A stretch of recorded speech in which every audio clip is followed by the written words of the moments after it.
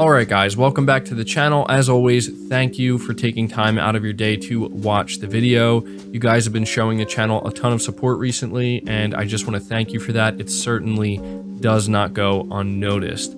But with that being said, we have more PlayStation news, rumors, and leaks to go over in today's video. So before we dive into these topics, make sure you hit that like button to help this video out and show your support. And if you are new here to the channel, make sure you hit that subscribe button as well. I also want to let you know that the next episode of Press X Podcast will be happening here on the channel tomorrow, live, Sunday at 12 p.m. Eastern time. So I hope to see you there.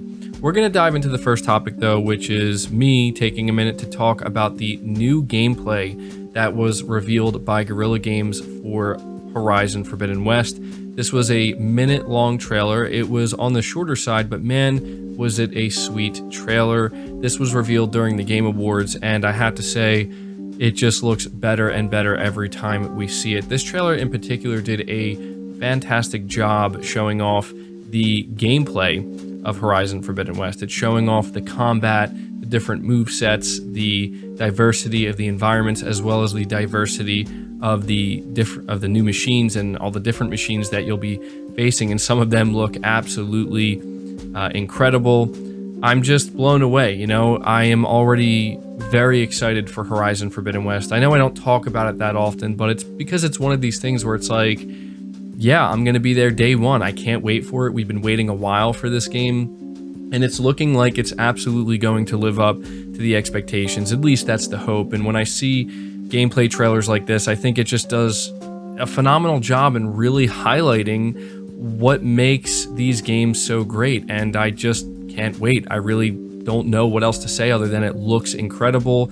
I think Guerrilla Games is really pushing the bar here, and just when I thought that I couldn't be any more excited for a game like Horizon Forbidden West, they drop a minute-long trailer like this that is just like, frankly, blowing me away. So yeah, day one buy for me. Can't wait. You guys, let me know your thoughts on this new gameplay trailer. But next up, we're talking about the Matrix Awakens and Unreal Engine 5 experience. This is a demo from Epic Games. They partnered with WB here to create this. You can download it on your PlayStation 5 now. It's only available on the next generation consoles, so the PS5, the Xbox Series X, as well as the Xbox Series S. So if you do have one of these consoles, you can download this and experience it. It's pretty short. I did play it, but man, it is extremely impressive. A lot of people are walking away from this demonstration feeling like this is truly the first glimpse into what next gen is going to look like, or what it can look like, what developers can really achieve once they shift their development to just focusing on these next gen consoles and we leave the PS4 and the Xbox One behind. And I have to say, I was thoroughly impressed myself. Some people are a little bit disappointed that it's still running at like 30 frames per second. But in general, I think when you look at the photorealism that they're trying to achieve, and you look at all the different technology that is being incorporated with this experience, I have to say I'm very, very impressed with Unreal Engine 5 and what Epic Games did. One of the most impressive things about this tech demo is that apparently it was made relatively quickly with a small team at Epic Games, and that was done, I think, intentionally to kind of show you what can be done with a small team in a short period of time, and it really just kind of lets your imagination run wild with what maybe bigger AAA teams can do with even more time with this. But one of the things, well, actually two things that, you know, popped in my mind when I played this, and I'll probably talk about this even more in depth during the podcast tomorrow, is first of all, we absolutely need a new AAA Matrix game this generation. This feels like the biggest tease ever, looking at what they're achieving, you know, in this short demo and imagining what they could do with a full-blown game. I mean, it has to happen. At this point, it would be criminal for us not to get a AAA Matrix game after experiencing something like this on our next-gen consoles. But the other thing that popped in my mind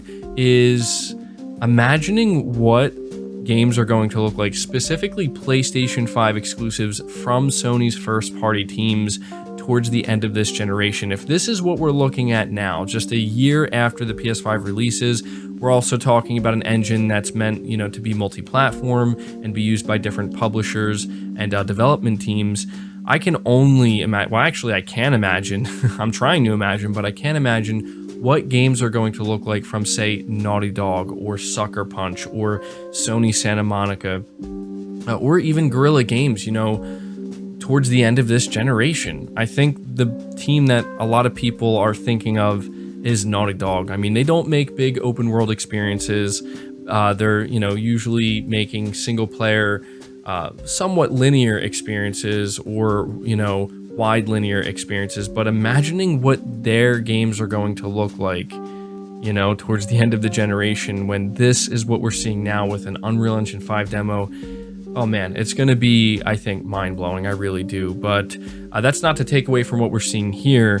I think what we're seeing here with this Unreal Engine 5 experience is incredibly impressive, and it just, does a great job of, once again, getting me very excited to see what, next gen, and I mean true next gen games are going to be able to achieve once developers have had time to really get familiar with these new engines and this new way of developing and this new hardware. So yeah, let me know if you've played The Matrix Awakens and what you think of it.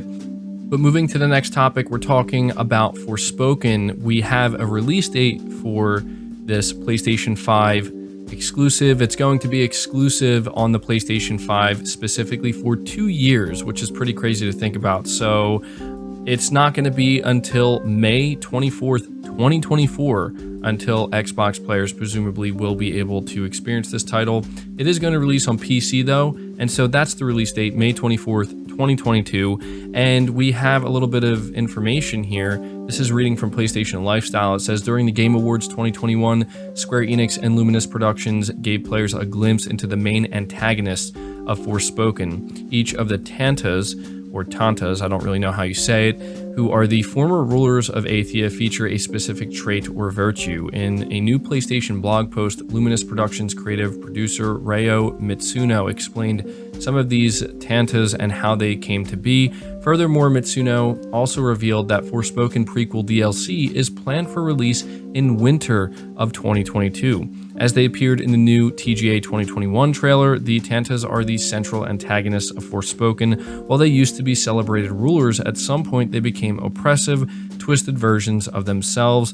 Tanta Prav, who appeared in the aforementioned trailer, is the former leader of the Athian justice system. Additionally, there are several other Tantas in Forspoken. Tantas Sela, for example, was the commander of Athian soldiers and symbolizes strength. The studio went to pretty significant lengths in designing these characters. Art director Yuki Matsuzawa noted that the team went so far as to make the outfits in real life and 3D scan them into the game. Luminous Productions also utilized full mocap in bringing the Tantas to life. If you're interested in learning more about the Tantas themselves, Square Enix has plans to release the In the Tantas We Trust DLC, which will serve as a prequel. Digital Deluxe Edition pre-orders will include early access to the content, which will launch in winter 2022 after Forspoken's launch. So I think that this is pretty cool. They're doing a really good job, and I think trying to build up the world and the lore and the characters and everything else surrounding this game. I have to say I'm 100% sold on the look of Forspoken as well as the gameplay and the combat. They're doing a pretty good job here in beginning to sell me on the story and really, possibly getting more heavily invested in what's going on here. So yeah, I'm actually really looking forward to this game, and it's looking like the first half of 2022 for PlayStation releases is going to be very strong. There's also DLC here, so it's nice that they're going to actually continue to support it with some premium DLC down the line. So let me know down in the comments below what you thought of the new Forspoken trailer and if you plan to play it. Moving on to the next topic, we are talking about an interesting report that lets us know that consumers are still showing a significant preference for the PlayStation 5 over the Xbox Series consoles. This is coming from DFC Intelligence, and it says here, reading from WCCF Tech, according to the games industry research firm DFC Intelligence, consumers continue to show a significant preference for the PlayStation 5 over the Xbox Series consoles. The firm has conducted a detailed survey in October and November that shows that consumers are still leaning heavily towards PS5 and Nintendo Switch.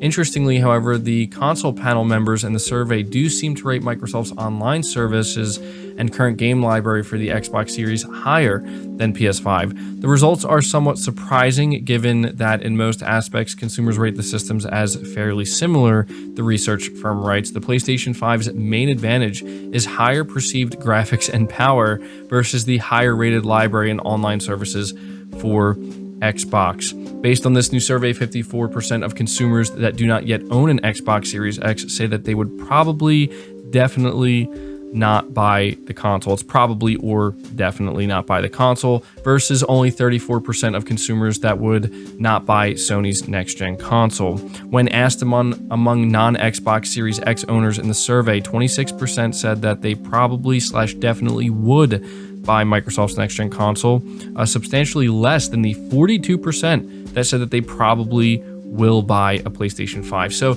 I thought that this was pretty interesting. It is just a survey and it's not, going to tell us, everything about the bigger picture here, but I think it does kind of fall in line with, the sales data and what we've seen.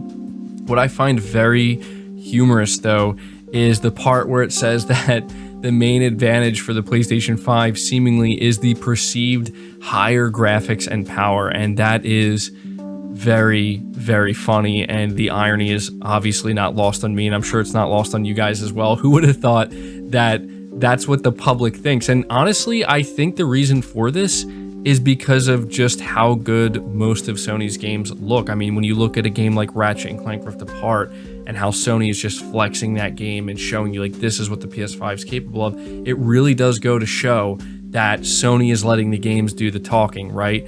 It's not about teraflops. It's not about throwing numbers out there.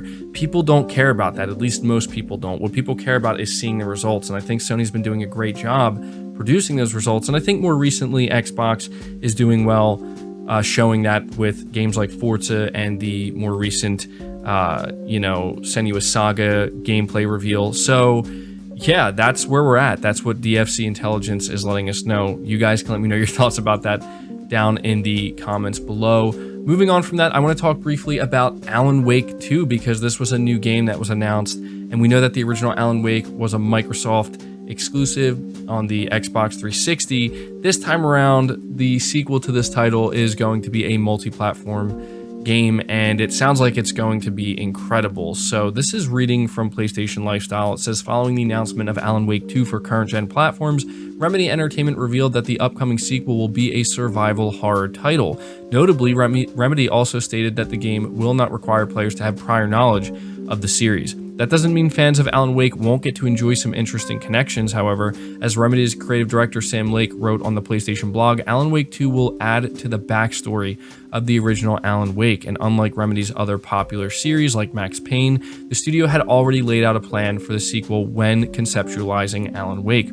The first game was, as Lake puts it, an action game with horror elements. Alan Wake 2, however, will be Remedy's take on the survival horror genre. It will truly connect the gameplay and the story and will be a deeply layered mystery.